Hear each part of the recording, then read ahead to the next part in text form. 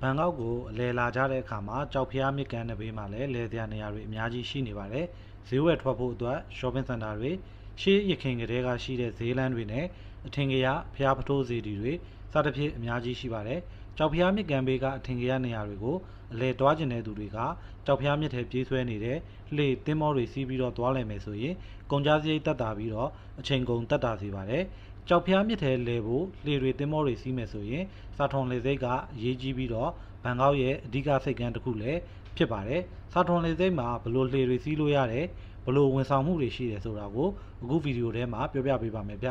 လှေသိပ်မှာကကြောက်ဖျားမြစ်ကမ်းဘေးမှာရှိတဲ့ဟိုတယ်ကြီးတွေရဲ့လှေတွေစိုက်ကက်တဲ့စိတ်ကမ်းရှိပါတယ်စာထုံလေစိတ်က BTS ဘူတာနဲ့ချိတ်ဆက်ထားတဲ့လှေသိပ်ဖြစ်တာမို့မြစ်စိတ်ပါတဲ့ဟိုတယ်တွေမှာတဲတဲ့ဧည့်သည်တွေကိုဟိုတယ်တွေကအခုလှေစိတ်စီကိုအကျိုးအပိုးလုပ်ပေးကြပါတယ်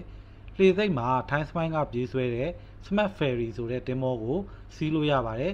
Smart Ferry တင်မောကိုစီးမယ်ဆိုရင်ကြောက်ဖျားမြစ်ကမ်းဘေးကအထင်ကရနေရာတွေဖြစ်တဲ့ Icon စရန်တရုတ်တန်းမြဖျား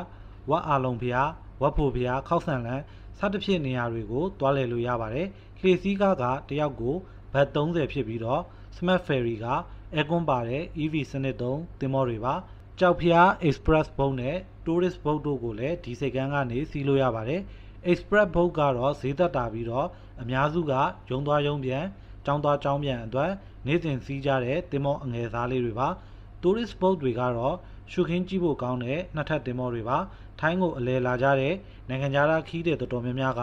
ဒီ Tourist Boat တွေကိုစီးပြီးတော့ကြောက်ဖျားမြစ်ကမ်းဘေးကအထင်ကရနေရာတွေကိုအလဲသွားကြပါတယ် Tourist Boat ရဲ့ဈေးနှုန်းကတော့တစ်ကြိမ်စီးကအနေနဲ့ဘတ်40လောက်ကျမှာဖြစ်ပြီးတော့ One Day Pass လို့ခေါ်တဲ့တနေ့ကုန်စိတ်ကြိုက်စီးလို့ရတဲ့လက်မှတ်ခကတော့တယောက်ကိုဘတ်150ကျမှာဖြစ်ပါတယ်ဒီလှေသိက်ကနေ Icon ဆယန် Shopping Center ကိုသွားတဲ့ ferry နဲ့ Asiatic ကိုသွားတဲ့ ferry တို့လည်းရှိပါတယ်ဒါကတော့စာထုံလှေသိက်ကနေလှမ်းမြင်နေရတဲ့ Icon ဆယန် Shopping Center ပါ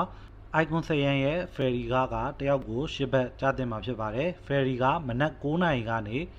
7နာရီအထိနေတိုင်းရှိပါတယ် Asiatic ကိုတွားတဲ့ ferry ကတော့နေ့လယ်4နာရီခွဲကနေည7နာရီခွဲအထိရှိပါတယ်နိုင်ဝက်ချာတစည်းလာပြီးတော့ ferry စီးကားကလည်းအခမဲ့ပါစာထုံလေစိတ်ကိုလာမယ်ဆိုရင်တော့ BTS အစိမ်းလိုင်းကိုစီးလာပြီးစဖန်တက်ဆင်ဆိုတဲ့ဘူတာမှာဆင်းရပါမယ်ပြီးတဲ့အခါ BTS ဘူတာယုံရဲ့ exit နံပါတ်2ကနေထွက်လိုက်ပြီးတော့တက်တက်လျှောက်လိုက်တာနဲ့လှေစိတ်ကိုရောက်ပါမယ်ဘူတာကနေလှေစိတ်အထိ2မိနစ်လောက်ပဲလမ်းလျှောက်ရပါမယ်ဗျ